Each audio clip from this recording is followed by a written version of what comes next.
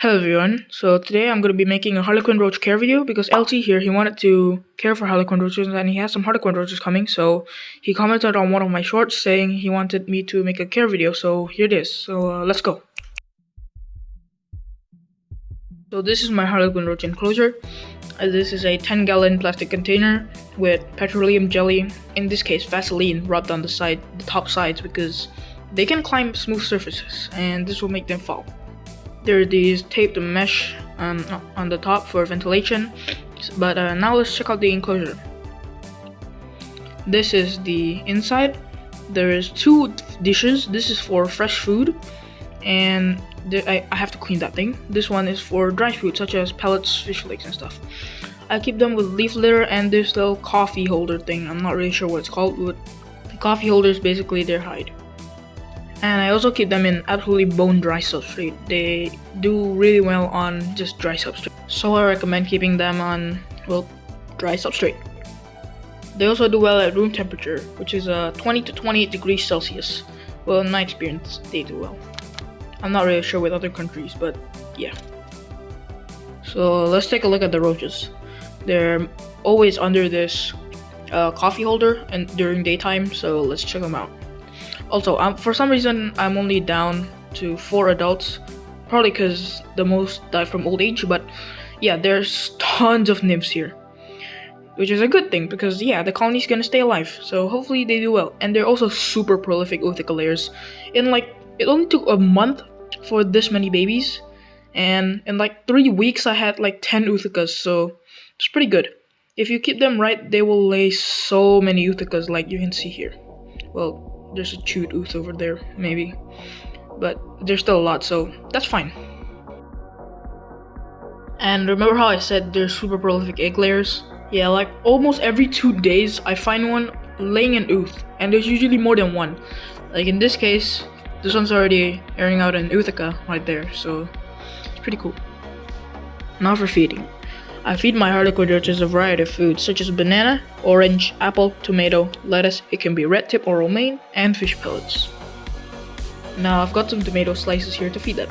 So let's put them in. There's 1 slice. And there's slice number 2. Kinda, because I did peel off a bit for my dubious. So let's just put them in.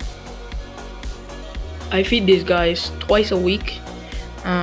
And I feed both fresh and dry foods at the same time, so let's put some pellets in. Alright, I've got my pellets. These are just koi pellets. I feed them the large koi pellets.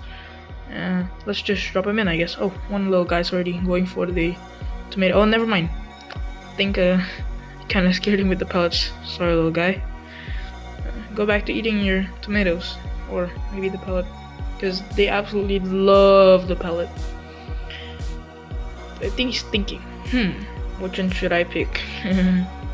They usually always go for the pellets, so sometimes I feed them at separate times, but I'm just doing them both this time because that's how I do it mostly. But they mostly, like almost all the time, always go for the pellets. So I'm expecting him or her to go to that pellet. And as expected, it's going for the pellets. Enjoy your food, I guess, little guy.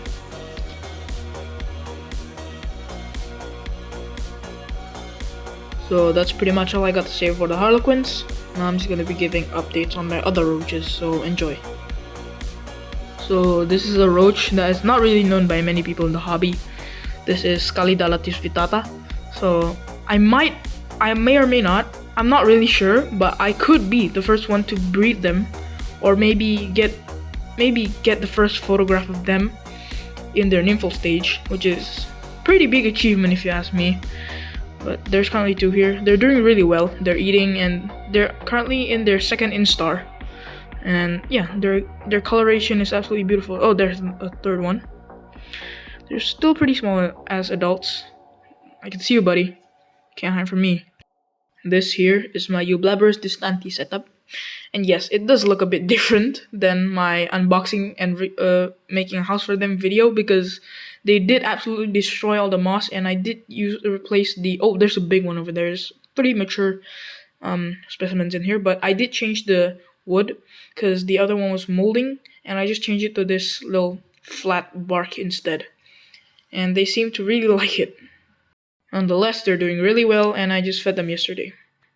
Since I just fed them yesterday, they won't be eating, but I do know one roach that will definitely accept food, which is your classic American cockroach, Periplaneta americana.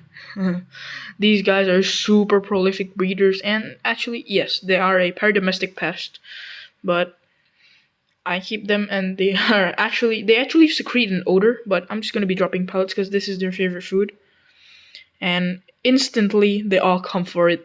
So enjoy this eating clip, I guess. So yeah, enjoy.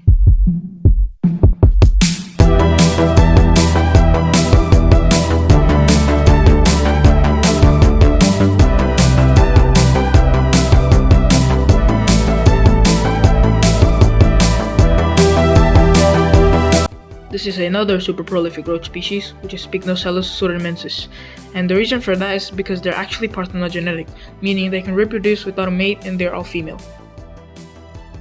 Anyways, time to feed them.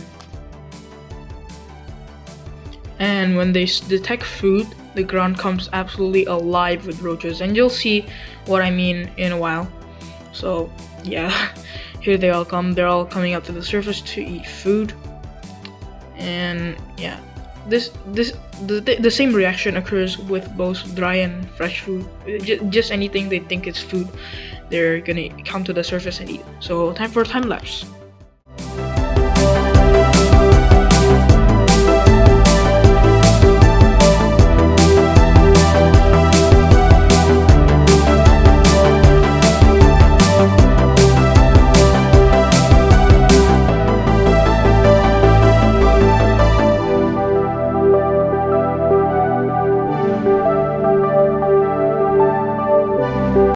So these are dubia roaches, also known as Blaptica dubia.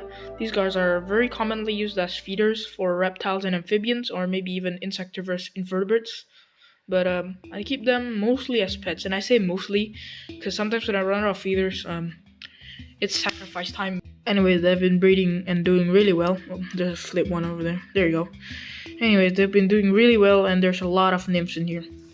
They're mostly on the wood and under the substrate.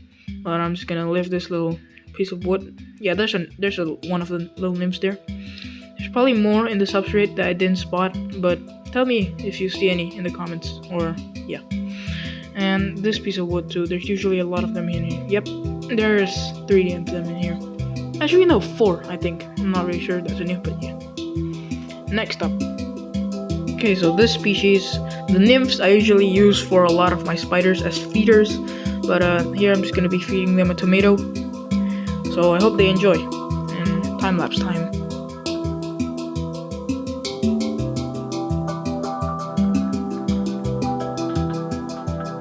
When I am under this wood, there's a lot of them. Yep, there's a lot of nymphs in here.